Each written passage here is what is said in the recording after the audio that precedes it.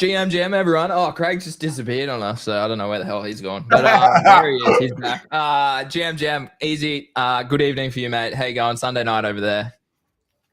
Man, it's good to be here. Excellent, mate. Pleasure to have you on the show. Eli's jealous again in the chat, so shout out to Eli. Craig, mate, how's your weekend? Busy, really nice weekend up here in Oz. Like, I went to the beach. It was super sunny. It's obviously a bit fresh. It's winter, but it was really nice, really nice. How was your weekend? Yeah, dude, it was good. A bit of sunshine here, same as you. Green and I about 2 hours away. So, man, I just spent the whole weekend, as boring as this sounds, relaxing with the family and cleaning the house, dude. The outside, doing the lawns and chores. So, I guess that's life of a married man to look forward to for the young fellas out there. Easy, something to look forward to, man. Just lawns and lawn bowls and kids' time. Always, right? Always something. No, it was good, man. It was good. And, big shout out to Easy for jumping on today. Pretty excited about it. Yeah, 100%. I mean, we're going to kick off straight away with what's your thesis on MicroStrategy, Easy? Okay, we're going straight into that. Legally, the lawyers have told me not to speak about it. Peter wasn't happy about my post the other day in which I said that these holding companies are oversaturated, which I stand by. I do think they're oversaturated. Obviously, MicroStrategy is a little bit of a unique case. I just needed a good clickbait title for the post. So that was more of it. He's like, I actually think you believe this. It's just for me as somebody who's like on-chain native. There's no reason for me to be buying it when I can just buy Bitcoin. You know what I mean? Yeah. Like, that's how I look at it. That's like how I trade. Like, I just don't really see a need to be purchasing those. And I think that it makes sense for a lot of people to buy that versus other things, you know? Yeah. Like, I did well trading DeFi Dev Corp, which was like a Solana holding company. Yeah, I think that's fair. Like, I mean, for us too, like over here in Oz, it's actually quite difficult to buy US stocks like individually / get involved with options and all that stuff as well. So for us, I agree with you. Like, you know me, like I'm an on-chain trader in every sort of capacity, right? So buying Bitcoin is my safe haven. It's Craig's safe haven. It's the way that we kind of go about stuff. So that's interesting to hear that perspective. Again, it's always good. Crypto has a lot of different perspectives. And I mean, PO absolutely loves it and he's killing it. So shout out to him for that chat last week as well. But if I'm buying equities, I'm buying Robinhood. Yeah, I wanted to talk about that too in the show. So I know like a lot of people obviously know you as that real Solana bull, the guy that bought Solana at $8, all that sort of stuff. Obviously, Bodoggos, co-founder and stuff as well. But talk to us a little bit about your story behind, before crypto. Like, where'd you come from? TradFi, banks, what was it? Yeah, so I mean, I've been trading equities since I was like 16 on a custodial account. I got really into it, traded options, did really well. Stumbled into crypto my junior year of college. Because of like Silk Road, actually. Like, we were just so infatuated by like the fact that you could buy drugs online, which was just like, there's no way this is allowed. So we tried it. I sent Bitcoin. I still have the transaction somewhere, and it was like, wow, that was the most expensive thing we've ever bought in our life. Now that we look back on it, we're like, holy shit, what were we doing? So that's like pretty funny to think back on. But then I got into crypto through that. 2016, I graduated college, was trading crypto. Did really well. That was back in the people are familiar with it. Pink sheets were a way to like buy like ICOs basically. Yeah. Very big on BNB back then, Pancake Swap, all that stuff like very early on. Yeah. And trading those. I ran about 15K up to 600K. Yeah. Lost it all. Part of the game. So I was like, I'm like pretty grateful I lost it all, to be honest, because like it led to me being like this hyper focused, take profit maxi. I got into Top Shot really early. I was like one of the first 1,000 users on Top Shot because I had a buddy doing PR for the NBA. He knew I was flipping sneakers. He was like, "Yeah, you should check this out." Like, I was chasing Zion Williamson rookie cards at the time. And he was like, "Yo, check these out. Like, I think you'll like this." So took a look at those, did really well on Top Shot, and then it all imploded in February, and I did not sell nearly enough. Yeah. And then basically it was like, NFTs are dumb. Yeah. We still had some ETH left in a wallet from those days. And a buddy was like, "Yo, do we buy one of these Bored Apes?" And I was like, "Nah, let's buy this hash mask." Like, all the people I see online are buying hash masks. Yeah. So we bought a hash mask. Obviously, terrible decision in hindsight. Hindsight's 2020. We ended up buying a ton of Lazy Lions August of 2021. Oh yeah, shit. We were like one of the top holders at the time across like wallets that we had, because we were basically like, we were maxing out credit cards, doing like, it was a huge degen play for us, me and a friend, and we just kept loading up wallets from Coinbase with ETH as soon as we could get like instant spend and instant transfer with it. Yeah. So that ended up panning out beautifully. We made a ton of money. And then we're going through the books to see like how much we made. And I was like, dude, we spent like $2,800 in transaction fees. Like, this is not feasible for retail. This is not even realistic in the slightest bit. And at the time, I was trading in NFT Llama's Discord. Mm-hmm. I'm familiar. NFT Llama had a massive Discord in 2021. He had a small channel called Soul Trades, and some guy there was like, "Yo, check out Solana." Tagged me. He was like, "I watched this. Go check out Solana." I was like, "Why?" And then he called me on Discord and walked me through. That same day, we minted Meerkat Millionaire Country Club, which ended up being like pretty good cook. Yeah. I managed to hit 2 on mint. Sold one for like 20 and one for like 40 SOL at the time. Mm-hmm. Sold $100 at the time. So like those were nice wins. And then after that, I was just hooked on Solana. I was like, this is going to be the retail chain. You can't tell me twice. Yeah. I was going on the morning show with Pio and Nick frequently, and they were like making fun of me going all in on Sol. Boryoku Dragons minted that November. Tile Pilots minted December. Balloonsville then minted. OK Bears the following March. Yeah. It was just kind of history ever since then. Yeah, fascinating story. I love that. So much detail. Craig, over to you, mate. Yeah, I was going to say, it's funny how so many people have similar stories. Like, I was Silk Road as well. That was my entry to exact same thing as Easy. I thought it was paradise being able to buy naughty shit without anyone knowing, kind of thing. And then realizing that the blockchain's forever and thinking, well, fuck, I don't know if that was probably the smartest thing in the world. And then the same as Easy. So that was my first experience to Bitcoin as well. So it's kind of funny how that went. I wanted to, Easy, is this your third cycle? Third or fourth, depending on how you look at it. Like, so yeah, you're a bit of a 16, 18, technically DeFi summer in 2020, NFTs 21, and then this. Yeah. So you're a bit of a veteran then. I'm an old head at this point. Yeah. I've been around the block. I've seen all the metas come and go. You start to catch on to trends pretty early. Yeah. What would you say? I mean, for me personally, that's really interesting. And I would have saved this question for later, but I don't think I will. What would you say is the biggest lessons you've learned? This is a big question from, say, your first cycle to the one now. Like I'm second cycle, so I'm a lot more comfortable, but I'm assuming by the third, it's even better. So hopefully it is the case, but you tell me, man, what's it like? Don't get married to your bags. Like that's the big thing. Like stick to a trading plan. You're never going to sell the top. You're never going to buy the bottom, and be comfortable exiting whatever it is you're buying. Cause like Launchcoin was a perfect example as of recent, where I was like, we sold it too early. Like we sold it at like 80, 90 mil. I left a small moon bag that I wrote up to like 260. But like if I kept the whole thing, I mean, I made an absolutely outlandish trade on that. I think I was like one of the first who had like a public thesis on it, specifically for the dogs, where I was like, yo, this will probably take a month to play out. It ended up playing out in 48 hours, which was like stupid. Like timing. Pure, like, crazy timing on how it worked. But it was just like my take profit was really early, you know? And like I was comfortable with that. Cause like, dude, we got in at 5 mil and we sold, third take profit was 80, which was like insane. First one was like, I think it was 10 or 15 and then 30, then 80.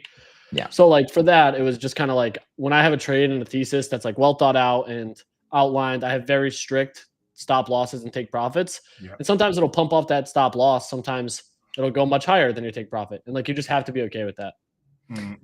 Well said. That's like, I mean, me and you have the exact same trading thesis, I suppose. Like you just have to, you can't marry your bags. You just have to cut it. Like even if it hits your invalidation, sick, move on. Next opportunity is just around the corner. And often having liquidity is key, right? Like if you have liquidity locked up in the wrong shit, that's what goes down as some of your worst trades, because you miss out on those new trends, miss out on those new opportunities all the time. So speaking of the Bodoggos, like that's obviously a big brand for you guys. You've been pushing that now for 2 years. Yeah, it is coming up on 2 years. July, wasn't it? 23.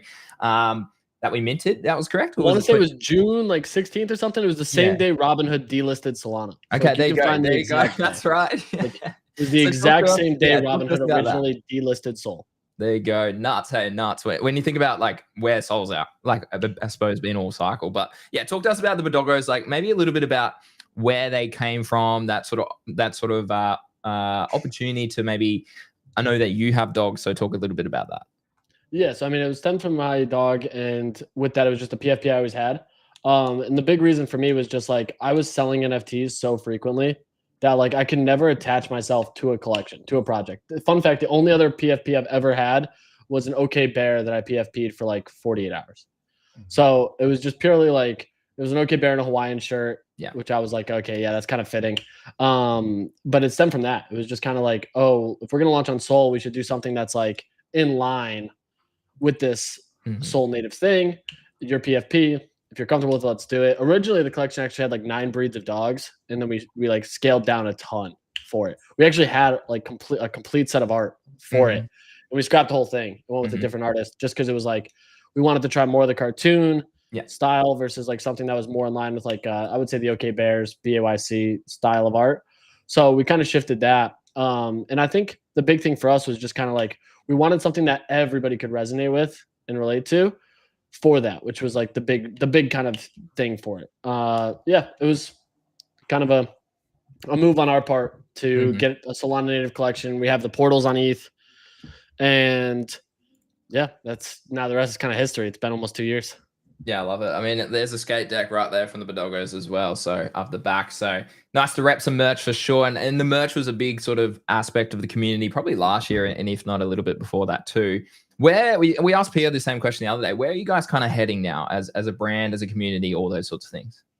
Yeah, it's a good question. I would say like as a brand, it's more just like there's more stuff rolling out that I'm excited about, but it's like we're an entertainment company. We follow the news, the trends, we cover the space.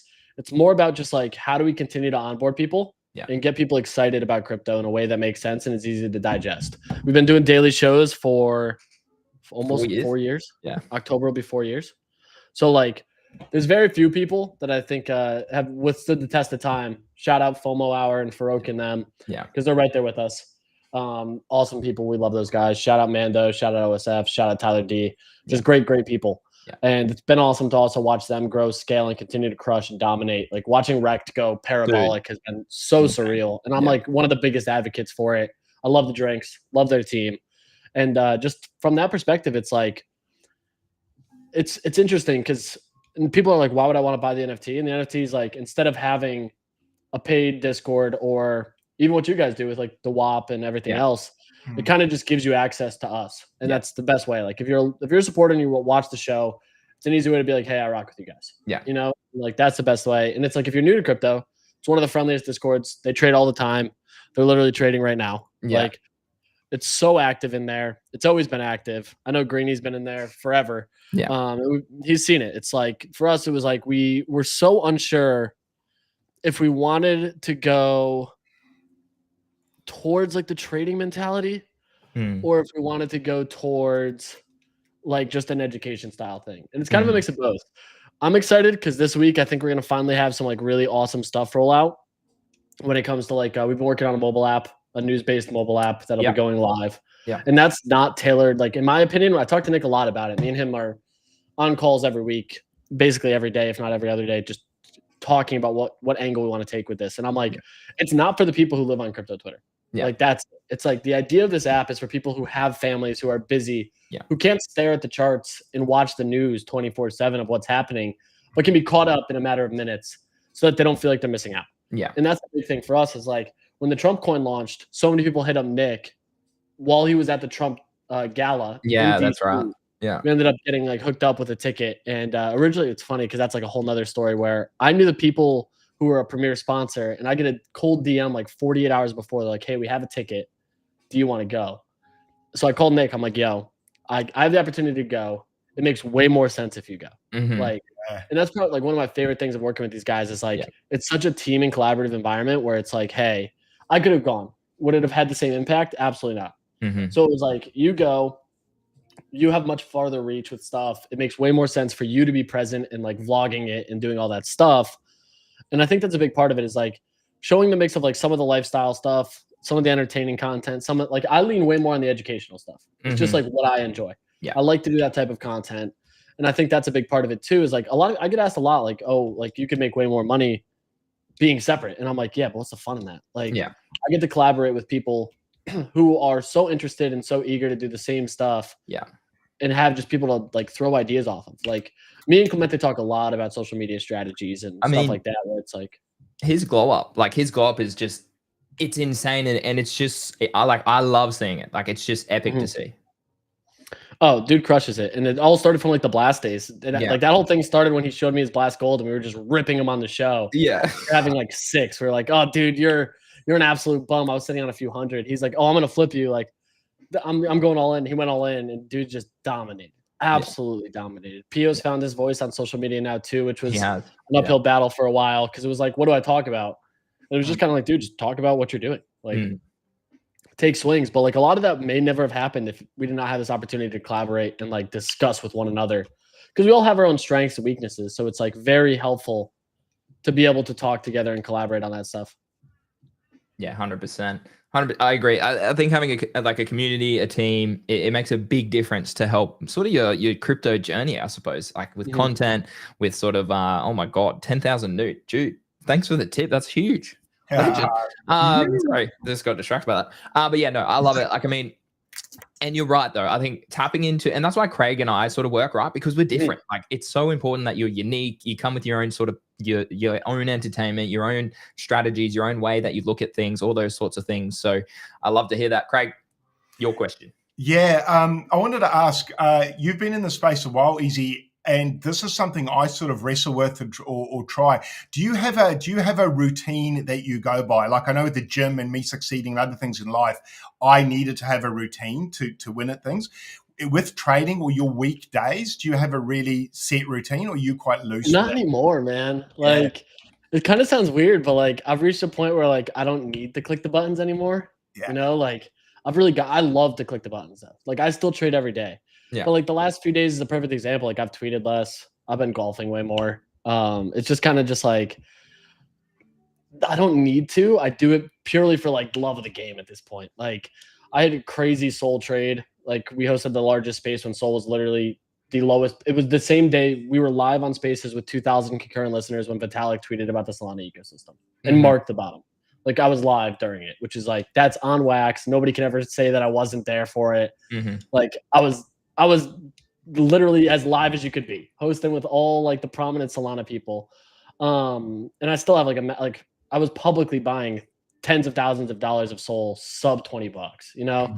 So like I've done really well with stuff, and I've just kind of reached a point now where it's like, do I need to click? No. But I guess the routine question is like my routines, live stream at 8, just myself yapping, talking about what it is I talk about. Cause it's more just like charts, a lot of memes, stuff that I just enjoy. Then we do the daily show, and then calls throughout the day, partnered content, stuff like that. But then for like trading, it's more just like when opportunities present themselves. And I've reached a point where like I'm not mad if I miss a trade anymore. I used to be like upset where I felt like I have to be locked in, even if I'm not clicking, just have to be at the desk or on my phone or doing something. And now it's just kind of like, oh, I missed a trade. All right, like life goes on, you know. It's been a nice shift where I've been able to get away more. I mean, dude, I got like the worst golf tan. Like, look at that golf tan. I'm like different shades now. It's nuts. So yeah, I would say the routine is certainly shifted, focusing more on like being away from the desk, enjoying time, not as locked in, I guess you could say, which has pros and cons. I have exposure. I still trade a lot purely because I want to. But I think that's mentally helped me a lot. Yeah. Yeah. Do you find is burnout something you've personally faced? I know Greenie and I sort of monitor ourselves and each other quite a lot on the show because you can burn out or be overexcited. Is that something you've faced in the past with the show and with yourself and your expectations on yourself? And how did you deal with it if you did face it? Yeah, so I guess the burnout question is pretty good. I would say like, yeah, everyone experiences burnout. You know what I mean? Like it's just part of the game. It's just part of the process. And like, I guess now you could even say I'm like facing periods of burnout where like I'm tweeting less, but it's also because like there's not much to talk about. Like the market's been relatively quiet. It's a quiet cycle. Bitcoin's pushing all-time highs day after day. Even with like a literal war going on, this thing is sitting over 105, 110K, you know? So I don't know. I would say the burnout stuff is just kind of like, it's part of it, but it's also just like, if you enjoy what you do, does it really feel like work? And I think that's a big win for me is like, not really. So when I get burnt out, it's nice because I can just kind of step away and like I have 3 other guys to pick up the slack. But at the same time, it's also just like, I know that there are things I have to do for work. And then there's also things that I can comfortably not worry as heavily about. No, great. Would you say golf something you do as the relaxation part of avoiding the burnout, finding a hobby it's that's nice to get away? Yeah. Because I golf with people who are not in the space. So it's like, perfect. They have zero idea what I do. And like, I have some IRL friends who are like, when all that stuff was going down, they're like, yo, how's this affect you? And it's like, oh, well, I'll probably be working till like 1 a.m. now because it's like, I want to monitor the markets, post content about it, or like stuff like that. Or like, it's nice because like, it's so disconnected from everything going on that it kind of creates this level of separation that's helps kind of reset the brain. Like, okay, there's this world outside of crypto Twitter, you know, and it I think that's so important, helps. isn't it? Just have IRL mates that know nothing about crypto that might even say to you, dude, shut up. Let's just talk about sport. And you're like, thank fuck. Like, let's just talk about anything else. Like, let's yap about the NBA finals for a bit. I'm down. Like, like you got Oakmont going on with the US Open. Like, let's talk about that. Like, that's great. No, it's so interesting because like I know you have a lot of friends in the space. Like you've been part of groups together. You've run up plenty of money together. You've been in communities together, all those sorts of things. I don't have a lot of like in real life friends who are in crypto. And if I do, they're just like, oh, Greeny, I want to make 100x on this Memecoin. Like literally, or like Greeny, what do I buy? And I just go, literally just buy Bitcoin, seriously, and step back and that's your best strategy. So I wanted to say, like, was that something that you all kind of did together, or did they come off the back of you being probably the earliest out of your friendship group, or how did that all kind of happen? For like crypto, you mean? Well, yeah, for your friends that are with you in crypto and have been for quite a while. Yeah, so I mean, I started in a small group of like 15 of us in this group called Soul Trades. That was like just us trading Solana NFTs. It was like all we did 24/7. And it was great. Like it was surreal. Some of them like just stopped at the Bodoggos. I mean, dude, the Bodoggos Dragons mint was like a life-changing opportunity for those that weren't there for it. Yeah. It was a stealth mint, one of the first ones. Our group was like, we found the socials when they had less than 100 followers. So we were like stupid early. And that was back when it was like, okay, like you got to make the money now. So we were all locked in 24/7, just trading together all the time. We got the link very early. I think we minted like 30% of the supply. I think Fuckrender bought one of mine at like 55K or something like that from one of my wallets, which is crazy. So like that was a huge thing for us. A bunch of those guys like stopped trading after. Like they hit their number and they were just gone. Yeah. Like there's that chat is still around. And it's funny because like someone like Hunter Solaire, if you're familiar with him, was in that group. So me and him are still close during like whenever I'm in Dubai and other places wherever he is for conferences. Like I saw him at Token in Dubai. Why that even get brought up was like stuff like that where it's like people like that where we still like see each other, but that was like the first group. And then after that, it kind of was like Bodoggos 24/7 and like the morning show group where it was like the NFTs, ETH meme coins, if you remember Mog and Pepe kicking off. Yeah. And I would say like obviously the guys I work with, like Pio, Nick, Clemente are like three of the closest guys I work with. Eli, awesome. Love trading with him. Obviously Vo, who is my partner, and it's like amazing because she trades. That's so good. That's always fun. I don't know how that works. How does that work, Izzy? Sorry to intercept. A partner, because my wife, she's a graphic designer, knows enough about crypto, but like in a way, kind of good because she kind of tells me to shut up sometimes. I don't know what it'd be like having a partner who's fully into it as well. Is that? I don't even know what I'm trying to ask. But when you love what you do, it's like it's fun to talk about. Like you have someone who understands everything, and like if the trenches are hot, and I'm like, hey, listen, like I gotta go. Like I gotta go lock in for a bit. She gets it's it. Like cool day, brother. And my wife just like, what the fuck are you talking about? No, she gets it. If like the trenches are hot, and I'm like, hey, I gotta trade. It's hot. Like she's like, okay. Like, she's like, I'm in there anyway. I'm really in. Yeah. So did Vo, because I want to talk about that too. Is Vo like, does she tap into the trenches, or how does she like to trade crypto? Dude, she printed on Launchcoin. That was like a huge win for her. She had like a near 6-figure win she tweeted about because she like when I posted the thesis, I was like, yo, like just she always gets mad because I never give her alpha. She's like, really? She gets so mad because she's like, you're hitting these wins. Tell me about them. But I'm like, yeah, but I trade a lot. Like to this day, I still trade a lot. And I'm like, I don't want to give you garbage. But like that was one that was like a nice win, you know? And like she got in on it, was ecstatic to hit on that. But yeah, it's more just like the macro stuff, I would say, is like it's fun to be able to talk to somebody about it. Like when stuff's going down, it's like, okay, Hyperliquid's obviously a big trade for me right now. I sold my Punk and put it all into Hyperliquid, which like is already significantly outpacing, which was like the thesis was like, hey, I think this outpaces. And everyone was like, oh, you just don't have patience. And I'm like, yeah, I don't need patience when this thing's going to go up. Yeah. And you can out-trade it. Right? Like, fuck the patience. Excuse my French. But like, I sold it for 60th profit, lost like 13 grand, which was great for me for taxes. But I'm like, I'm up on the hype trade, like significantly. So I don't know. For me, that was the big thing was like, it's cool to have someone who just gets it and that you can talk to about that stuff. and they understand when like, okay, I gotta go do this. I gotta lock in. I gotta focus on this, that, and the third. And I can't like, oh, maybe we can't watch a movie or we can't watch a show or can't do something because this is going on. Yeah. And it's good to have someone who completely gets it. Yeah. It's taken my wife, like I've been in the industry for 9 years. It's taken my wife literally 7 years to allow me to do that. Yeah.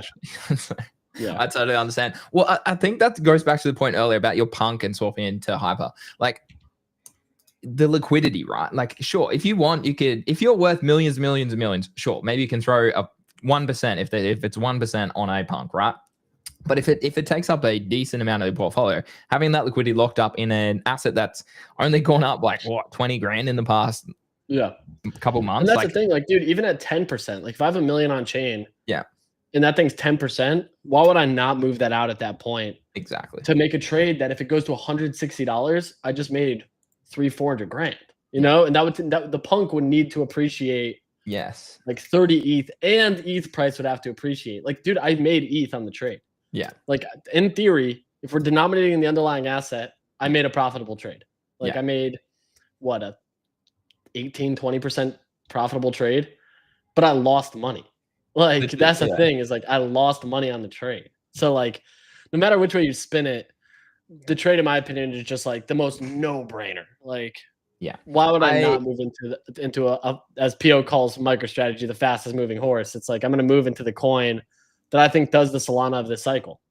Mm-hmm. Yeah, agreed. I think so too. Like, and people need to understand, and you mentioned it earlier, like being able to cut your bags when a trend shifts or a narrative shifts, right? And the narrative is certainly moved into Hyperliquid and that ecosystem and some other ecosystems. But I want to talk about those opportunities soon. But let's go back onto Robinhood. So what's your thesis with that? Like, if you're a crypto maxi, you obviously have a big bag of soul. I want to talk about Bitcoin specifically as well. But why Robinhood compared to, say, Coinbase or MicroStrategy and those sort of options? It's the do everything financial app.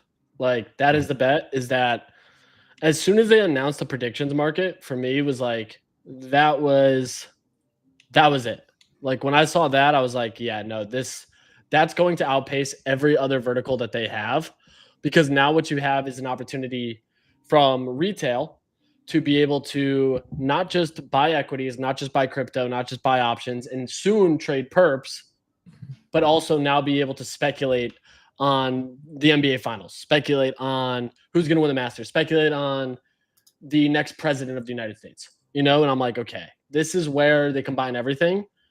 And if you don't see an opportunity in that, where like the market truly is going to recognize something that has every asset of finance in one mobile application that's user friendly, then I think you're just like, you've completely lost it. Like Coinbase is great for crypto, but why would you not want to get into something that covers so much more? Like if you look up Robinhood on the App Store right now, they're tailoring it's like buy XRP, buy Bitcoin, buy Solana.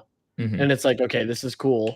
But I look at it as when Q2 earnings come out, you're going to see just how much money they made on the predictions market. And that's going to surprise so many people that I think this trade, like I think I've been saying Robinhood to $200 for like, since Robinhood was 30. Because you've had it for a while, right? Yeah, I was buying like $30 to $33 was the original entry. And when I was like very vocal that I'm like, this is the one, this is my equities play. And I don't trade individual stocks as much anymore, just because the volume, obviously TradFi is involved. There's a lot of stuff that like I just have outsized returns when it comes to crypto. So like I'd rather trade crypto. And like personally, dude, I'm like, my favorite thing to trade is like pre-bond pump fund migration coins. Like I love the lowest, like sub 100K market caps. Like that's the thing. I have like a serious problem with how much I love them. And like I do well some weeks, I do awful other weeks. But how many transactions have you had? Oh, dude, my accountant hit me up the other day and he was pissed. He was like, what the fuck are we doing here? Because he's crypto native. So like he like has the wallets and he's just like, dude, like because I've made a few new BullX wallets. As soon as I start getting copy traded, I make a new one. Just because like I despise the copy trading shit. Oh, it's because like it's someone who's like very vocal on the timeline. Exactly. The second someone's like, "Why'd you sell this?" or I get a tweet back from even like someone with 30 followers, it's a new wallet immediately. And many times I'll completely withdraw and figure out a way to completely shift that wallet, like obscure the absolute shit out of it. Like I hate the copy traders. And I respect the people that have a ton and do great. Like I'm not an advocate for the whole like dump on your copy traders. You're not pressing the buttons for them. And the people who do, I am like, yeah, kudos to you. I got no problem with it. It's just that's not the like I don't tweet tickers. That's not it. So like just let me trade on chain in peace. Yeah, literally. I like Craig, like we used to trade a lot of low caps at the start of the cycle, Craig. But as you grew bigger, as you started to realize, okay, people are following you into everything, like just blindly following, you're like, okay, I can't be doing this shit anymore. Yeah. Because before, dude, back in like January, February, you could publicly trade just a Bull-X screen and just do well without dumping on people. Because there was like enough traders on chain, enough volume that like your buys aren't going to cause any crazy volatile price action. Yeah. And then Trump happened. And then it was like, okay, either you made crazy money. And that was like another trade I did great on. Like I remember I publicly tweeted like buying 50K of this tonight and I was like, and sleeping on it. And it 2x'd overnight. Yeah. Like it was just like insane. But after that, I was like, okay, even that, like that trade, people were like, well, why'd you sell? Because I publicly was like, I'm selling this the next day. It's like, dude, the thing is a $78 billion market cap. Yeah. Like, what the fuck are we doing here? Yeah. Yeah, very fair. Craig? Yeah, I guess one of the questions easy I have is just going back a little bit. Was there a moment where when you got into crypto and left TradFi, if you want to call it that? Well, what was the main catalyst for deciding to go all in crypto? Was there a moment of pain, or was it kind of a gradual progression? It was just like a very slow progression, I would say, because like to this day, I'll still like I love options. The volatility is what I love. I love volatility and aggressive price swings. So like I trade S&P options. I've been trading S&P options since I was 16. And to this day, like I had one last week, I was trading on the bounce from like the announcement of Israel bombing Iran. And I was like, okay, I'm buying calls. It's probably a bad move. Bought like some long dated in the money calls and it worked out. But it's like, for me, I'll always trade stuff like that just because that has a ton of volume, liquidity, and like is good. But equities just move slow. Like they just move slow, man. And I hate slow moving assets. Like it just, I get bored. Like even my Robinhood trade, people are like, dude, this is like unlike you. But it's like, that's like, I'm comfortable putting the 401k in it and forgetting about it when like I don't have to worry about it. Yeah. I think, that was that the same for you, Greeny?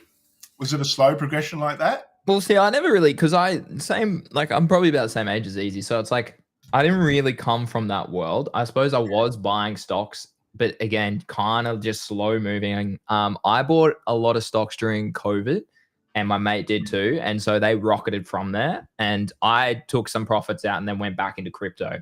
And then he didn't, and he never really got profits out of them until later on when they all dumped again. And I was like, that was probably the switch was COVID because I had puts. I've told this story a few times. I was really big on Wall Street bets, used it frequently. They had a huge commodity run for a while. And that was like because of a post I wrote about corn futures. And for like 3 weeks, Wall Street bets was only commodities. And it was like entirely because of my post where like everyone printed on these corn futures because of a massive storm in the Midwest. That's and crazy. Like, we were speculating on it. We saw the early buys on these like out of the money dated corn futures with corn prices going up. And you could literally buy the ticker corn.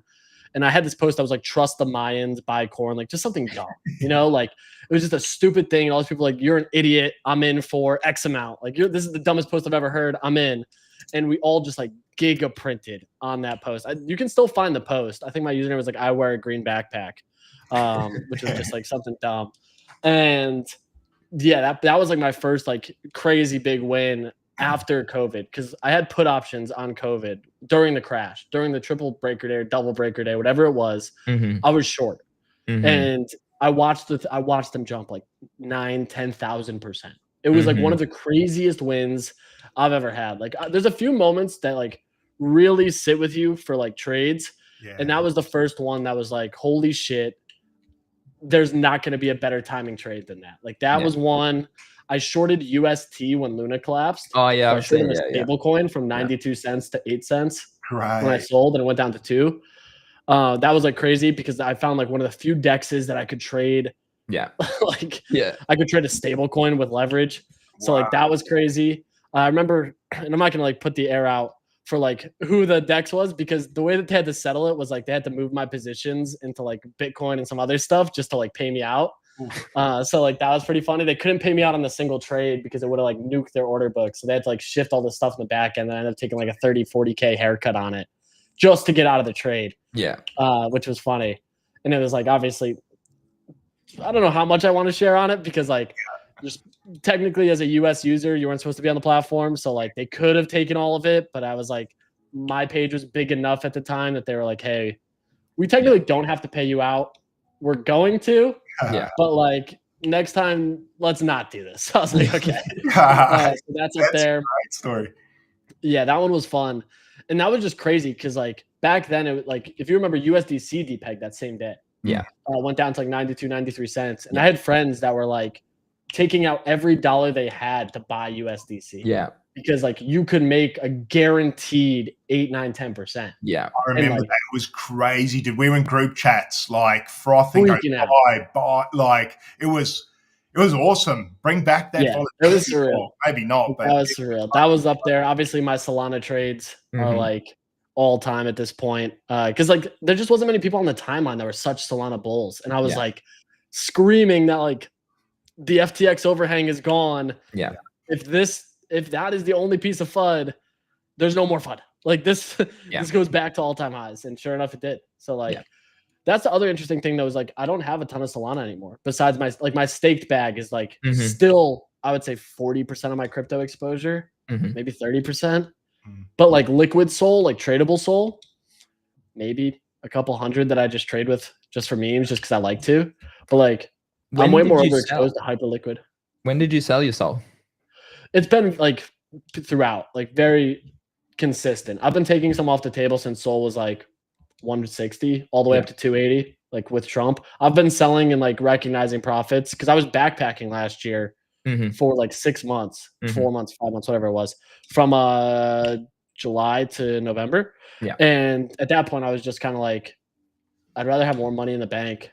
Yeah. And we'll just start moving into like safer assets, I guess you could say, versus crypto. Yeah. Where stuff's just more consistent. Like just boring shit, dude. Like I was buying T-bills and other stuff where it's just like, I don't know what the volatility is going to look like. I don't know what my spend is going to look like. Just personal stuff. And then I was like, I'm not going to unstake this Sol because that's such a big portion of it that I would rather have that as my Solana exposure, earning 8, 9, 10% a year.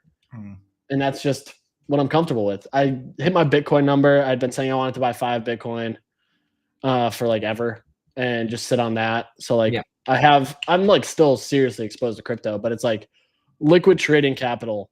I always just got to move stuff around now if I want to take big positions, just because it's like I have stuff in like longer term trades now that I'm comfortable just sitting on. Cause like I said earlier, I don't need to trade anymore, which is like a crazy position I never thought I'd be in.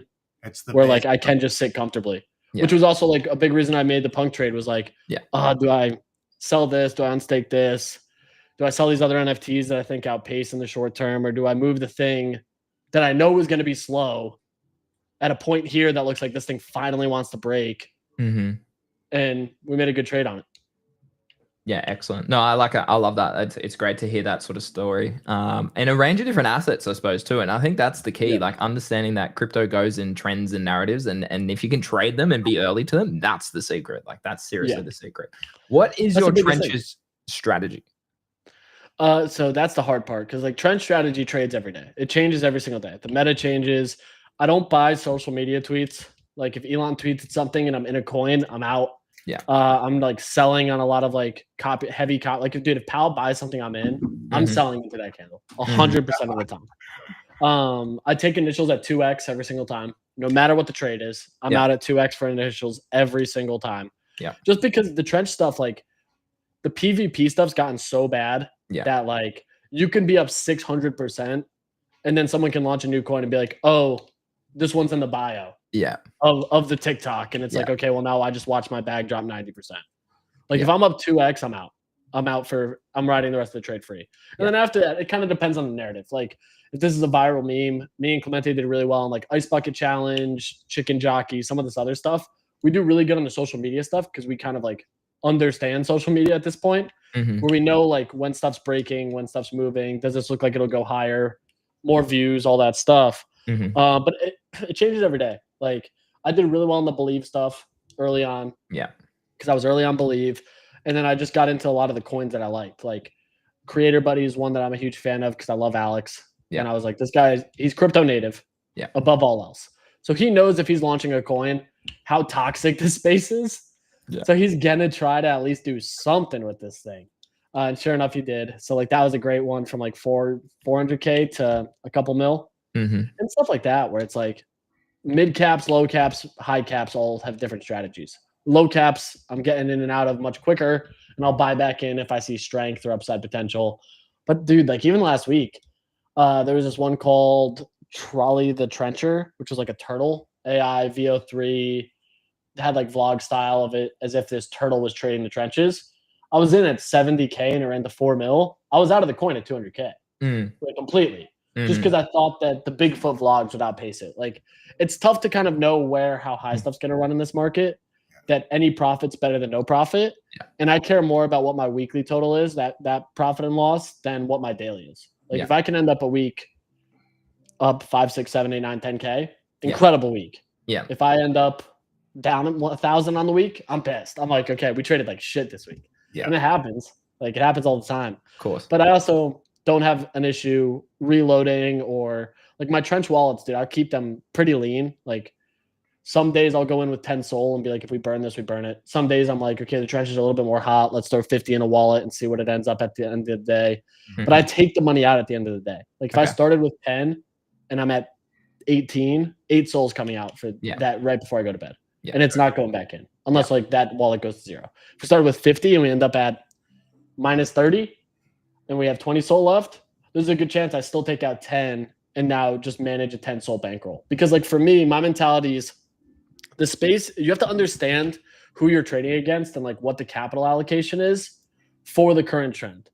And like if I'm seeing smaller wallets buying and smaller wallets trading, if the bigger wallets that I track are only buying 5 SOL of stuff that's supposed to be good, the trenches are quiet. They're boring. Like if I see wallets blasting, like what was that coin that launched? There was some like AI bullshit that launched the other day on might not have been Believe. Oh man, this one's gonna drive me crazy. Let me see if I can find it. I saw some people blasting like 200-300 SOL at this thing. Was and it dropped all the way down to like not useless? No, it was. Oh man, I gotta find it. It's gonna drive me crazy. I have too many charts.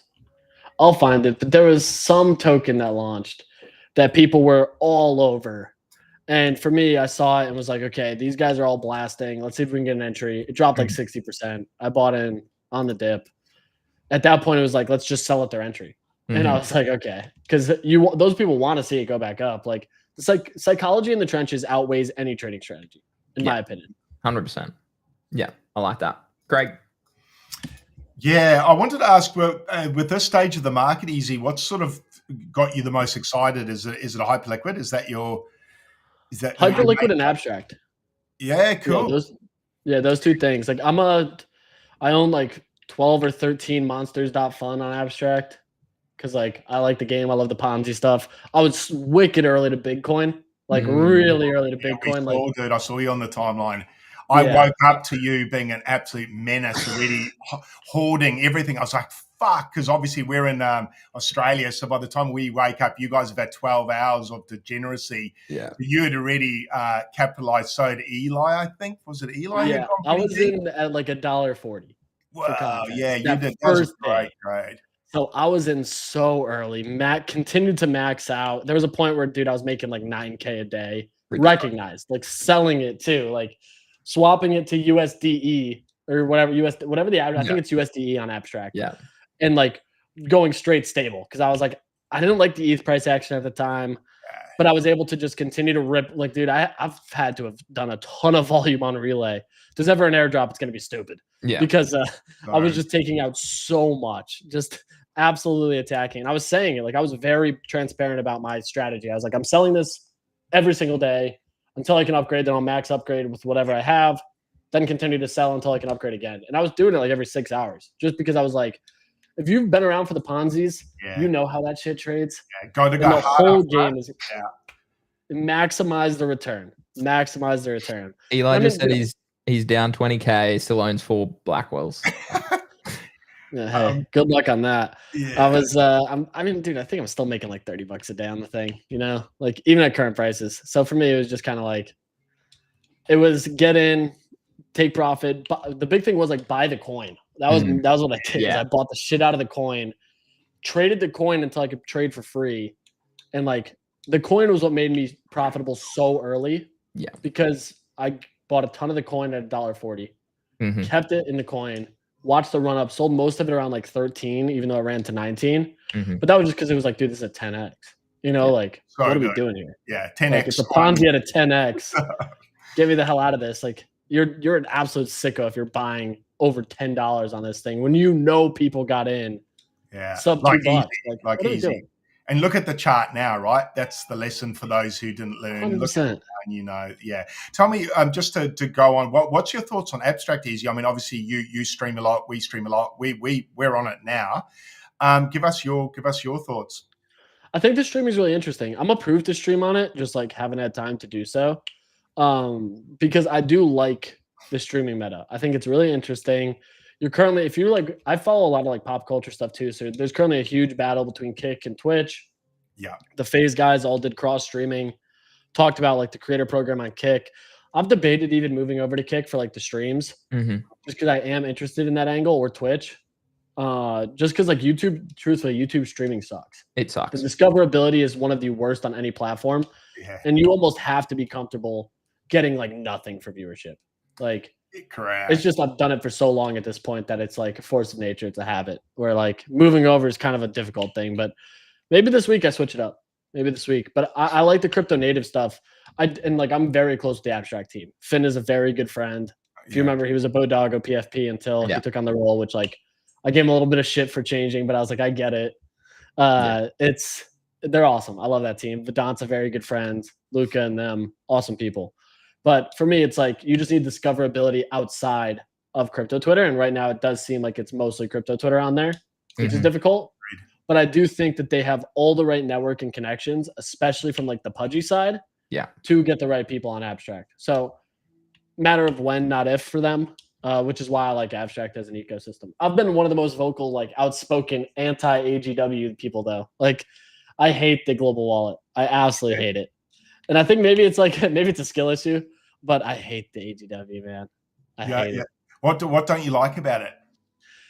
It's difficult for me to like get used to not signing transactions. Yeah. Like I'm so used to it and I've been on chain for so long that a new user absolutely loves it. But someone who's like this in the weeds, like, dude, just let me click the buttons. Like, I feel it. You want to touch and feel it, eh? Like I get it. We felt the same, eh, Greeny? Go. I like it in the fact that of ease of use, and I can tell consumers would dig it.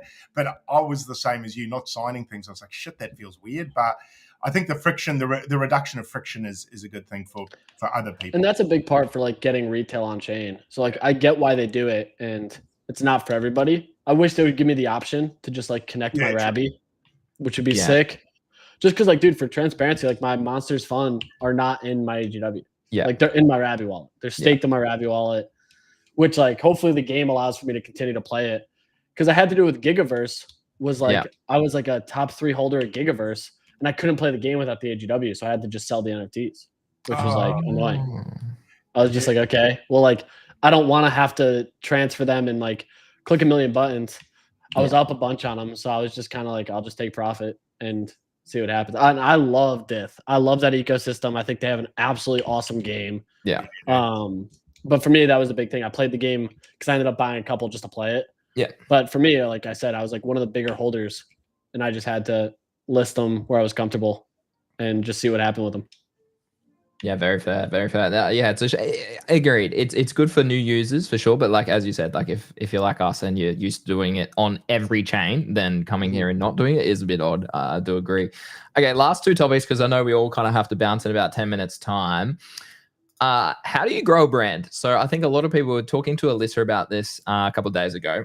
I wanted to ask about, so for those aspiring people out there, what are some strategies that you have really focused on, and even Vo as well, to really grow your brand up towards that plus 100K sort of followers on Twitter? Dude, just show up every day. Like, it sounds crazy, but it's like people are like, yo, how do I do it? Just hit record. Your first videos are going to suck. Like, I have videos from November of 2021 that if you go back and watch, I'm so awkward on camera. It's not good. Like these videos fucking suck. Yeah. And I watch them and I'm like, what was I doing, man? And now it's like second nature. But it's like just go do it, join spaces, be comfortable talking, and don't shy away from one, posting your honest thoughts, and two, even if it goes against the herd. Sometimes the most controversial stuff does the best, you know, and like don't be controversial just to be controversial. But if you have a differing opinion, voice it and give reason. Don't shy away from conversation. Don't shy away from opportunity. Just hit record is always like my favorite thing to tell people is like, just go and hit the button. Just press start. Show up. You're going to get 1 or 2 people watching. If that. You may have 0. Yeah. But just keep the consistency going. And you'll be surprised at what happens with consistency. And then the other thing is like, if there's an emerging ecosystem and you find it interesting, go click around and publicly document every single thing you're doing. If you think abstract's interesting, go talk about what it is you're clicking, why you're doing it, and what you're finding from it, and watch how quickly you grow. Eli's a perfect example of it. Like, the guy is crushing. Clemente did it with Blast. I think you can do it with things like Mega ETH. Shout out Bread Guy. I think you can do it with things like Sofon. Shout out Miggy and the guys over there. Yeah. Just find an ecosystem you're passionate about that you genuinely think is interesting, and just be hyper transparent about what you're doing and why you're doing it on the timeline, and watch how quickly you can scale. Like that's the thing is like, if you become the person in that ecosystem, become the person. But as soon as you start to feel yourself becoming a big fish in that ecosystem, do it again somewhere else. Go find like, don't stop. Yeah. Like people still know me as the guy on Solana, but like I trade everything. And that's the thing that people are now like very comfortable with. Like if I'm talking about a new ecosystem, it's my whole like mentality is kind of shifted where people are like, oh yeah, this was the Solana guy to, oh, this guy finds stuff early and like gets it. Like you start to get those, like, dude, I had a lot of people who messaged me about Robinhood, and they're like, I bought Robinhood because you were so so bullish on it and such an advocate that like it just made sense. And now I'm up 2.5x. Yeah. And it's like, that's awesome. Like I love hearing that. I have the same people who are like, I've tailed your soul trade. And I've had a bunch of people message me about hype and be like, I had to figure out hype because you all of a sudden were just like, yeah, this is the one. So it's like you build a reputation, you start to hit some wins, people start to appreciate it. I have losses too. Like, dude, there's stuff that like I've traded terribly. Like Celestia, people still dunk on me for being a Celestia fan when that first came out and staking. But there was wins when you staked it initially, and then all of a sudden it just went to fucking shit. It was shit. I did the same thing. Literally, we did the same thing. Staked, man. Yeah. Dude, I'm like, I still have some staked because I'm just so mad at myself for ever being bullish on it. I don't know if I can even go back to stake. It makes me so angry. Yeah. So I don't know. That's my thing is like, go hit record, find something you enjoy, and just keep at it. Like the only person you're going to be fighting against is yourself. Yeah.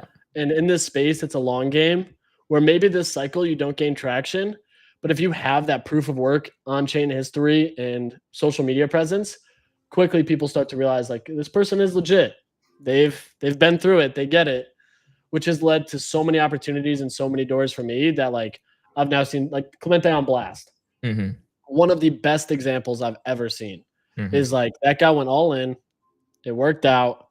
And now it's clear as day that like he doesn't need to talk about Blast. He can talk about anything, but people know that he's like willing to try. Yeah, I think that's a key. Just having a go.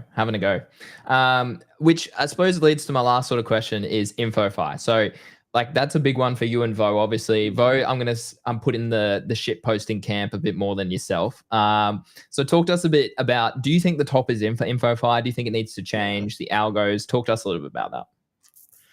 I want to say InfoFi top is not in. The current design of InfoFi top is in. Yeah. I think from a marketing standpoint, it was EV positive for a company to do a Kaido pre-TG leaderboard, give rewards. Everyone talks about it. They need to shift some of that. And I think Kaido's hyper aware of it because you get a bunch of garbage. Like this, like every post now is about farming the leaderboard versus the actual ecosystem. Yeah. And that will change. Yeah. Like, there's some stuff that I'm interested in. I'm curious how Cetify's Peel token does. That's what I've been talking about just because like Cetify's done a really good job with some of the stuff, even if they're kind of late to some metas. They were late to the AI stuff, but their first 6-7 AI coins all sent. I think they're going to do well with this one. They know how to move a chart, which I'm always a fan of. Yeah. So like keep tabs on that stuff. But I think InfoFi as a whole, is like I look at Ethos, and I think Ethos is really interesting Mhm. because I'm not good at leaving reviews, but I look at some people's reviews that I'm not familiar with, and if I see mutuals commenting that this person's good or bad, it does hold a mental value in my head. Yeah. You know, like that to me is interesting, and that's a form of info-fi. Kaido's another good example. You can quickly find top people in different ecosystems. So like I'm interested in Arbitrum. I don't have a ton of exposure to it. But if I want to go find the top Arbitrum accounts, I can go to an info-fi leaderboard and see who the top yappers are and very quickly create a list that I can now look at daily and see what's happening in an ecosystem. Yeah. I agree. That's actually one of the biggest benefits for me with that info-fi is what you just said, the easy is the ability for me to go, which meta is hot at the moment. What, not necessarily what's hot, but what is the meta that I think might be hot, and see who's the people that are really getting their feet wet, and then sort of watch what they say and I guess learn from them. I find it, Greeny, do you the same? Are you, because you and I do that with Abstract a bit and a few other things just to see, I mean, not so much, I mean, kind of to see where we are, but not so much. It's for me more to see where others are actually and see what they're doing. Yeah, I think I want to move out of, well, more recently, my content has, as you said earlier, Easy, like I don't want to become the abstract guy. Like I've always traded everything. Like I traded Solana NFTs, ETH memes, Solana memes, ordinals, you name it. Like we've probably traded it. And I don't want to become like the number one abstract. I want to be one of the tops, but I just don't want to be the face of it. So I always kind of am looking for new opportunities. Like Cookie.fun is one that I've been looking at more recently. So I'll talk about like Play Sapiens. I've been tweeting a little bit about that. So yeah, I think it's a great opportunity for creators. I think in general, video, written, you name it. Like Whale.swoosh is a great example of someone that just writes. Same as Zeneca. Like they're both just write. I think ICO Beast is like one of the best. Yeah, like that is the guy that like from an info-fi standpoint, diehard ETH guy. Me and him go back and forth all the time because like he's not a Solana guy, does not like Sol, and he knows I am. But like, dude, we're good friends. I would say me and him are good friends. We talk frequently, and he's one of the best written content creators in the game right now, like by a long shot. Yeah, he dominates. He literally does. And I agree. And he puts it in a way that's digestible for the common audience, right? And that's the key. That is the key. My last question. What does bear cycle easy look like? What happens when this cycle is over? Are you like, is the show going to continue for you guys? Like what does that look like for you? I mean, dude, we went through the full, we were doing the show. Solana, we minted at $16 Sol. You know what I mean? Like Bodoggos minted for like $80. 4.269 Sol, like we were $85, you know? Wasn't an expensive mint. If we waited and minted when the market turned, it's a totally different world. But we minted when we did, and there was no putting it off. But I don't know, bear cycle easies. Show will continue. I'm probably playing more golf, you know, just because the market's quieter. I don't know though. It's like I've said it a bunch. Like I do it because I enjoy it more than anything else, and there's always something to talk about. Some days quieter than others. I would say this weekend's one of the quietest I've seen on crypto Twitter and God knows how long. And Bitcoin's still over 100K. Hype's over 40. Sol's where it's at. Like ETH is teetering, wanting to break 3K. It's still just quiet. So like you come and go when it comes to like how much you're posting or when something big's happening. But I'll always be around. You know, like I look at Kobe as a great example. The dude doesn't have to do anything ever again for the rest of his life. But he does. Because he likes it, enjoys it. So like I don't know what'll come of it. I'm not a big angel guy or like any of that stuff. I just hate the return rate on angel investments. So like for me, I would never make like an Echo platform like he did. But I enjoy a lot of the vibe coding stuff. And it's something that I've started messing around with a lot more. I do have a software development background, so it's made it a lot easier. Like I have a degree in software development. I don't write code, haven't written code in God knows how long. But I really do understand the framework, which is like 99% of vibe coding. So I think that is like where I'll end up going more so. Like if I see an interesting meta, it's easy to slap together a quick app, get users on it, and just let them have fun. Like I think that's a big part of it. I've vibe coded a couple games. I don't know like what or if I ever launch them just to like have something out there. But I think that's probably the path I go, especially in a bear market, is like see what people are doing and create stuff that they can use. And just kind of make their life easier. Like I look at OX Ultra, the guy from Laudio. He had a Believe screener dashboard that was sick. Like made a token for it, didn't because it was on Believe. And everyone was like, just do it. No one dunks on him for it. And I think that's awesome. Or I look at like FOMO.sol if you're familiar with him. No. Do you know FOMO? Big meme coin trader. Maybe have a cross path. One of the best meme coin traders in my opinion. He's on his builder arc now though. Like he's made Believe Academy, which is like learning tools for like businesses that want to get into Believe. And Ben Pasternak's been like a supporter of it, which I think is really cool. So maybe I go down more of that path where like we go more towards like the tools and dashboards and dApps and stuff, which I think is just fun. Like it's not even for the money. It's just like seeing what a user base we could run up on a platform. Which that's why I think why I'm so excited about this app rolling out is because like I look at something like Orangey and what he did with Potion in the YouTube and I'm like, okay, this is sick. Now, can we replicate that outside this trading space for like information and news? Like, can we get 100,000 users on an app? And I think that's like a really interesting challenge that I want to just like go all in on and see what we can do with it. Yeah, I love that. I think that's epic. Craig, anything to finish off on today? Yeah. Look, probably not the best ending question, but just from a selfish point of view, easy. I just want to ask you, and you don't have to go too deep in it. From a creator point of view or an influencer point of view, I suspect you get a shitload of DMs, dude, from people saying, hey, man, we want to collab with you. We've got this cool project. We want to interview you. You know, Greenie and I get the same scam / some are real. Tell me, dude, how do you navigate? Because yours must be 100x mine. How do you navigate getting back to people and be avoiding scams and getting to the real projects that actually want to work with you and do cool shit versus people trying to get you on a Telegram chat and drain your wallet?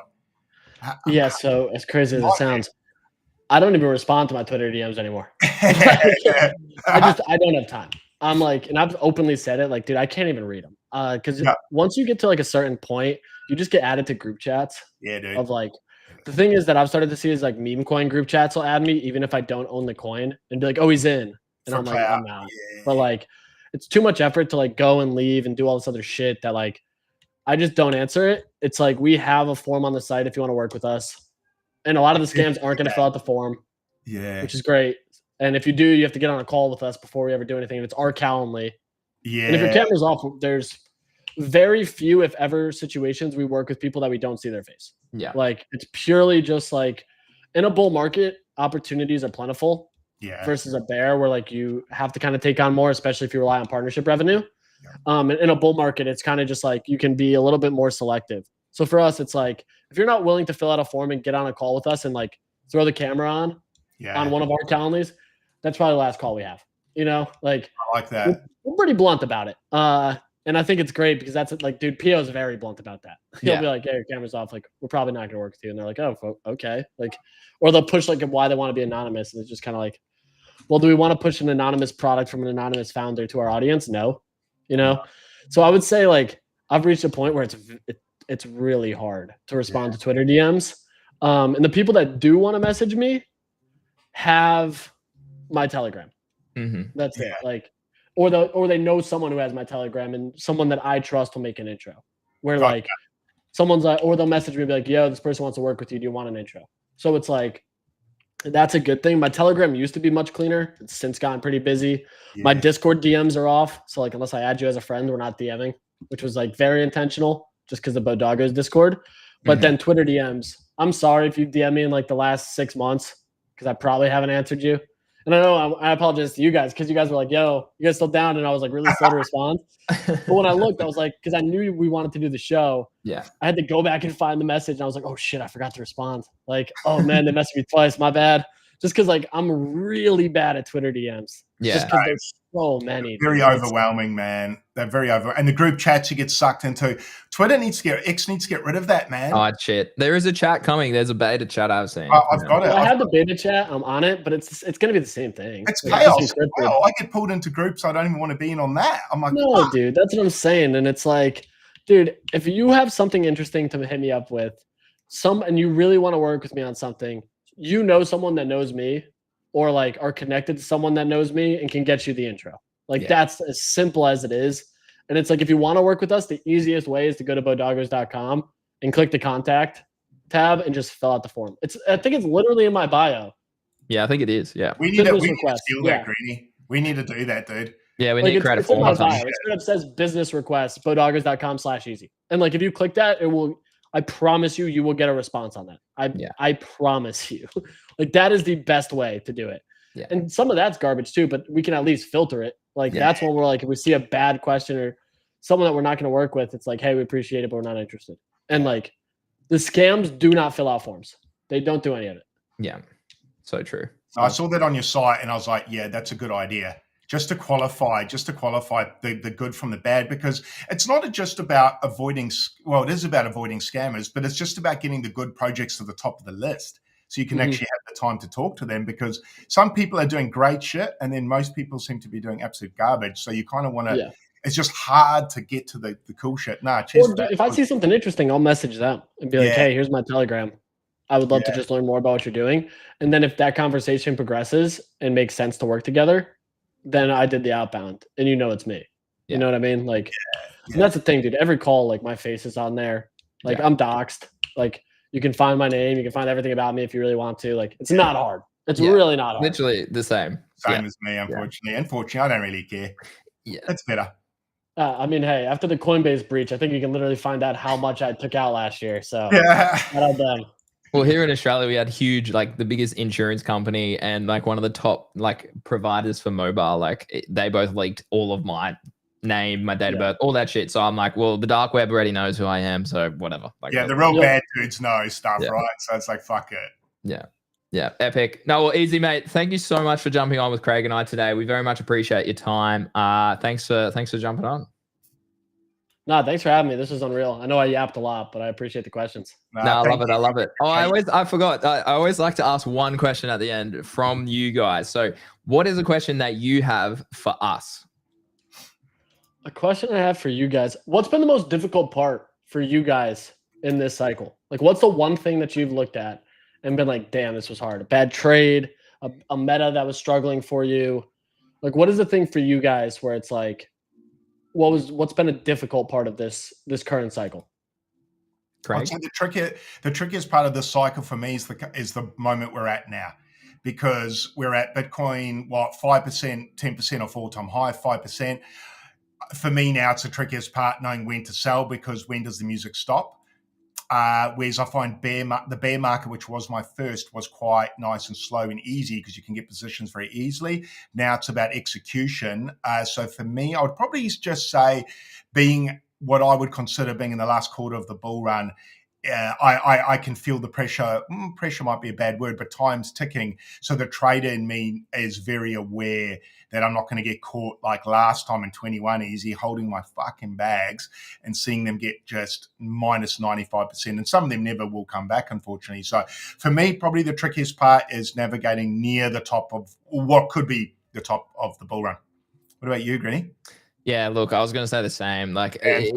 I'm glad you said it though, because I think confluence is key here. Like for us, and I know Easy's the same, like we were trading like all cycle. We were buying, like I bought Sol at $17 through to $30. That's when I was buying it. I like traded a lot of these different trends all cycle. GTG members are printed all cycle. I'm at the same sort of confluence now that it's like, okay, well, actually, what does come from now? Like, what is going to be the best trade right now? Should I be plowing like 50, $100,000s of dollars into Solana right now? It doesn't feel right after it went from $8 to 300. Like maybe hyperliquid. Yeah, okay, well, maybe I can just put 100,000 into that. I can make a 2x and just run away and just be happy with that for a salary this year. Abstract. Okay, well, that's maybe not immediately going to give me a lot of money. If I can swing trade a few things, then epic. But I think maybe in the long term, Abstract could give me a 5 to 6 figure airdrop. So maybe looking at that as an opportunity for the year. So I'd say right now as well is I still think we have a bullish 6 months ahead. We could go deeper into 26, particularly BTC, but I think now is definitely the hardest time of the market. And I mean, like I was heavy in the trenches from 2023 all the way through to Trump. And then as soon as Trump launched, I quit. I was like, nah, I can't be doing this shit anymore. I was on Twitch. I was streaming like every couple nights a week, like 150 viewers on Twitch. It was a grind too. And then it got Trump and I was like, nah, I'm over this. I can't do this shit. Like I just swing trade. Like, I mean, Housecoin is up. Yeah, it's up like 50% over the night. So yeah, like that's it. I would much rather just swing trade with size on, or even leverage like that. So we just hit a 250% long on that. So like that's what I would much rather do, and have my liquidity more in USDT or USDC right at the moment. And then that way, as you guys said, you're not going to be round tripping your gains if the top is already in or if the top is coming soon. Yeah, perfect. No, I like that. I think you're right. Excellent. No, well, mate, thank you so much for jumping on. Hopefully we'll get you back on the show in the future. 100%. Appreciate you guys having me. It's been awesome. Easy, mate. Easy. All right, well, Craig, we're back tomorrow. Should be another banger. Same time, 7 p.m. Eastern Standard Time. Thanks for tuning in, everyone. Thanks, Easy. Thanks for jumping on. We've got to get Clemente on sometime. Need to get the boy on. I need that guy's comedy, man. That guy fucking makes me laugh. But no, cheers, Easy. You guys do great work, bro. I've been watching you guys for a long time, and I must say, from seeing how you guys move and operate, you one of the few that does it well, or does it properly with a bit of integrity. So yeah, GG. I appreciate that. Yeah. And thank you so much for my support 2 years ago, growing my brand. Always, man. So I love it. Always, man. Easy. All right, guys. Thanks, chat. And thanks for the tips as well. And we'll see you all tomorrow. Cheers. Tomorrow, guys. Cheers.